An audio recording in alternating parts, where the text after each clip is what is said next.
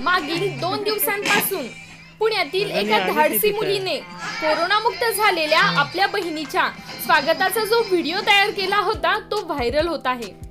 खरंच त्या मुलीचं कौतुक करायलाच हवं, पण तिने असे का केले जरा समजून घेऊया।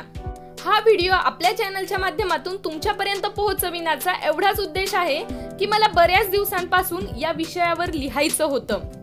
कोरोना झालेल्या व्यक्तीसोबत किंवा त्याच्या संपर्कात आलेल्या लोकांसोबत लोक कसे वागतात हे मला तुम्हाला व्हिडिओच्या माध्यमातून सांगायचंच होतं। त्यातच काल या मुलीचा व्हिडिओ बघितला आणि मग म्हटलं आपण हिचीच गोष्ट सर्वांसमोर घेऊन येऊया।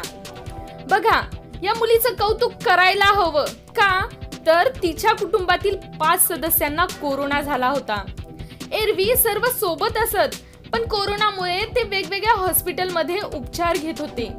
ही मुलगी एकटीच घरी, कारण ती कोरोना निगेटिव्ह होती। ती एका तासात सर्व काम आटोपून दारात बसायची। नेहमीप्रमाणे छान प्रकारे बोलणारे शेजारी तिच्याशी बोलेनासे झाले। ती बोलायची पण उत्तर मिळत नव्हते। मनानं ती खचून चालली होती। कालपर्यंत आपली असणारी माणसं आज का नाक मुरडताय याच प्रश्नाचा ती विचार करत होती, परंतु तिने धीर अजिबात सोडला नाही। ज्या दिवशी तिची बहीण कोरोनावर मात करून घरी आली तेव्हा त्या धाडसी मुलीने बहिणीच्या स्वागतासाठी घरासमोर मोठा स्पीकरच लावून त्यावर गाणे लावले। दोघी मनसोक्त नाचत होत्या। आजूबाजूच्या माणुसकी गहाण ठेवलेल्या लोकांना जणू ती चपराकच म्हणावी लागेल, कारण बहिणीच्या स्वागतासाठी कुणीच नव्हतं। 10 दिवसातील तिचा रोष तिने बेधुंदपणे डान्स करत समाजातील माणुसकी हरवलेल्या लोकांना दिलेले धाडसी उत्तरच होय। खरंच मित्रांनो, कोरोना हा आजार माणुसकीचे विचित्र प्रकार दाखवत आहे। एखाद्याला नकळतपणे कोरोना झाला त्याच्याविषयी लोक वाईट विचार करताय। त्याच्याशी संपर्कात आलेल्या लोकांनाही विचित्र वागणूक देताना दिसताय।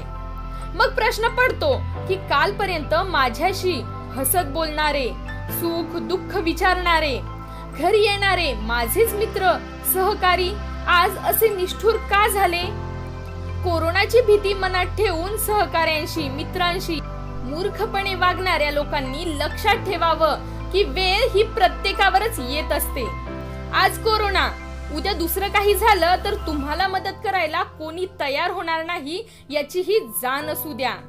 जवळच्या व्यक्तींनी, सहकार्यांनी माणुसकीचे असे धिंडवडे उडवल्याचे प्रकार समोर येताना दिसताय।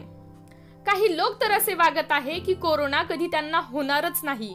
मित्रांनो, कोरोना हा असा आजार आहे की सध्या त्याच्यावर औषध नाही, त्यामुळे तो कधी कसा कुणाला होईल हे आपण सांगू शकत नाही। कोरोना आजार वाईट आहे, पण कधी कधी वाटतं बरं झालं यामुळे आपलं कोण, परक कोण, मूर्ख विचारांचे कोण याची जाणीव व्हायला लागली आहे।